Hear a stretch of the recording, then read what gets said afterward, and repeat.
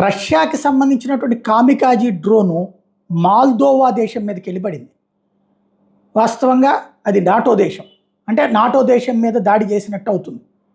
ఇది మాల్దోవా ప్రకటించింది. వాస్తవంగా పక్కనున్న దేశం మీద దాడి చేస్తున్నప్పుడు ఆ దేశం అంటే ఉక్రెయిన్ మీద దాడి చేస్తున్నప్పుడు ఉక్రెయిన్ దాన్ని తిప్పికొడితే అందుకున్నటువంటి ఆ డ్రోన్ ధ్వంసమైనప్పుడు వెళ్ళి బూడిద పట్టడం వేరు, బట్ ఆ దేశం మీదకే నేరుగా డ్రోన్ వెళ్ళడం వేరు.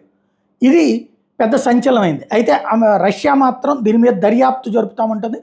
Russia has condemned the second drone attack on Moldova's breakaway region, Transnistria. A kamikaze drone struck the military facility in the region controlled by pro-Russia separatists on April 5.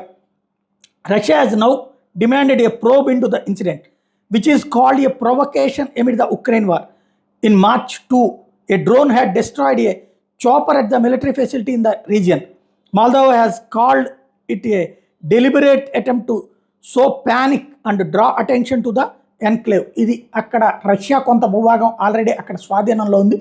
అక్కడి నుంచి దాడి జరిగిందని ఒక పక్కన మాల్దోవా చెప్తోంది. మాకేం సంబంధం లేదని రష్యా చెప్తుంది. రష్యానే దర్యాప్తు కోరుతుంది. ఏం జరుగుతుందో చూడాలి.